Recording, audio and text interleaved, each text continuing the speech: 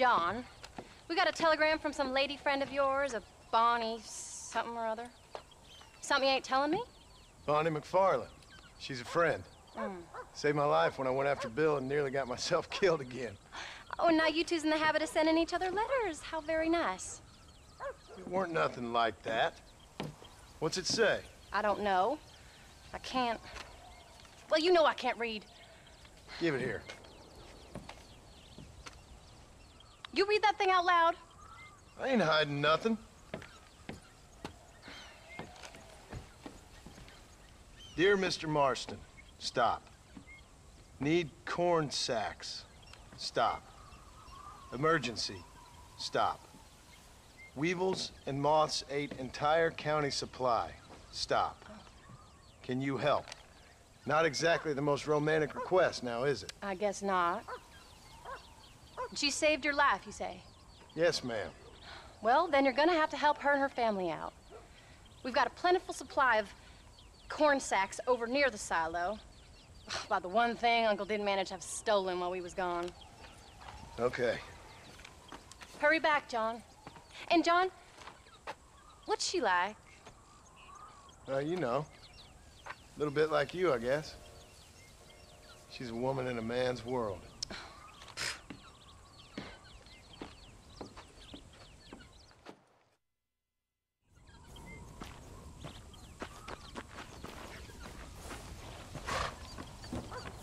John, wait! Maybe I should meet this McFarland woman. Well, come on then. Let's get going.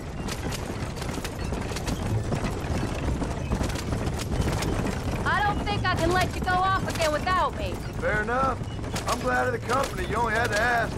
Ask? I was waiting for you to ask me. I thought you'd want to keep an eye on the boy.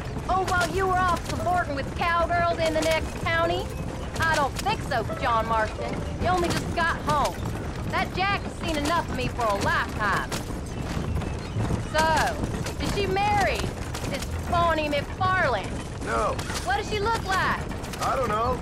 Pretty normal, I suppose. Normal? What? Normal like me? No. Normal as in 2 eyes, mouth, nose, that kind of normal. Besides, ain't no woman fine as you. A little flattery. Now we're finally getting somewhere. If you find yourself in a hole, the first thing to do is stop digging. Another pearl of wisdom from John Marston. I sure do miss those. I never took you for the jealous type, Abigail. I ain't jealous so much as curious. You heard what she wrote. It's just some corn. She saved my life, and she was decent enough to me, so I owe her this much at least. How did she save your life anyway? She found me half dead on the side of the road and took me to the doctor. Most folks would have left me there.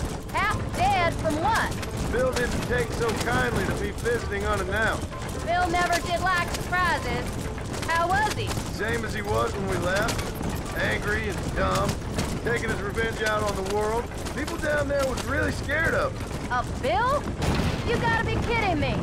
He was only frightening if you was afraid of dumb fools. Bill weren't so bad, but when Dutch went crazy, Bill took it hard. For a while, we all thought we'd found something right. A better way to live, but it was just a lie. So you saw before they did. Maybe. But they was still kind of a family. A family that left you for dead. You knew the truth, John, and they hated you for it. Where did they take you? Who? Those government bastards. Where did they hold you and Jack? I ain't sure. They kept their eyes covered there and back. Can't have been too far from here, though. They treat you right? It ain't the first time I've had a gun to my head, John. You're forgetting your marriage proposal. Very fun. No, they learned pretty quick what would happen if they laid a finger on me.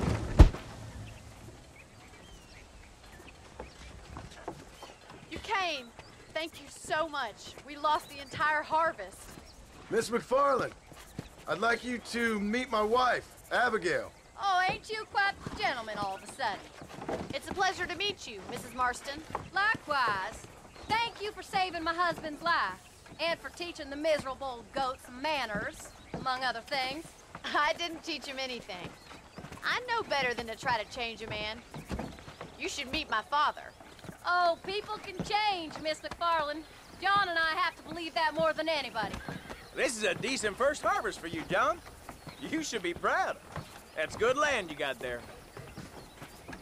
How are you feeling, Mrs. Marston? From what your husband told me, it must have been awful for you. I've been through worse, and I knew he'd be back before too long. He can't cook a meal to save his life. Abigail, in my darkest hours, when I was most homesick, just the thought of one of your rat meat stews kept me pushing forward. Well, about as amusing as a weepless saddle sore, ain't he, Miss McFarland? If you're gonna start yammering about women's work, John, I'd say you might be in the wrong company. I'd say so, too. I never felt so outnumbered.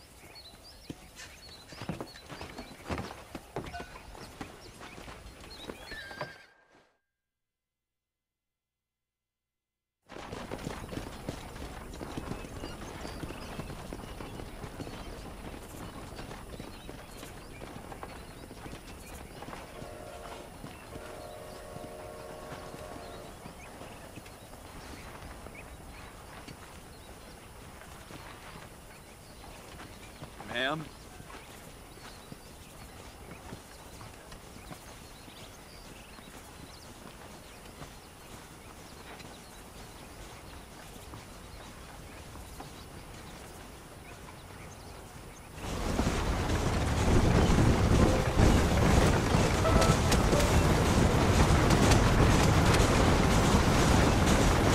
So that was the famous Bonnie. That was her, all right. She's pretty. She's normal, like I said. Well, you always wanted to be a rancher. I'd have thought she'd be just your thing. The perfect rancher's wife, if I ever saw one. I already got a rancher's wife. I'm only teasing. I like her, and I'm glad she saved your life. Most of the time, anyways. The McFarlands are good people.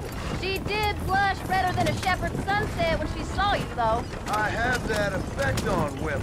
You've clearly had one too many blows to the head. You ain't wrong about that, Mrs. Marston.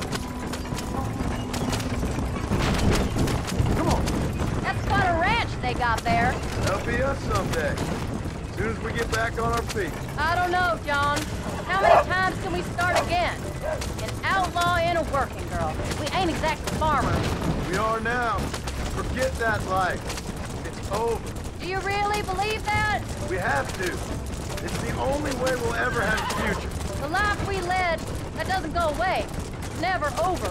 You think those government men are just gonna leave us alone now? The old gang's dead. I did what they asked. And that's it? A life of crime forgiven? We're back together, ain't we? Until they decide you owe them something else. Sometimes I think I was the stupid one for believing I could get out. Maybe Doug, Bill, and Javier were just being honest with themselves. You ain't perfect, John, and I sure ain't. But you're better than they are, than they were. Maybe we can change. But we gotta try, for Jack's sake. Even if we have to start again 100 times. It's better than going back to what we were. How's Jack doing? Angry, upset. He's been through a lot. I hope he's gonna be all right. It's gonna take time. For a while, his world was safe.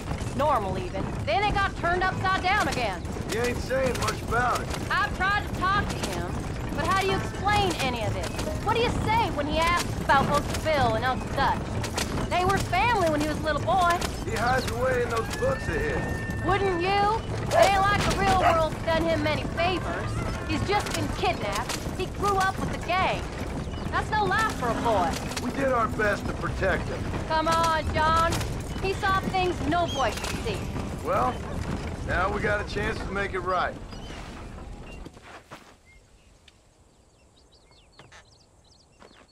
We did good today, John. I guess I better go fix us something to eat.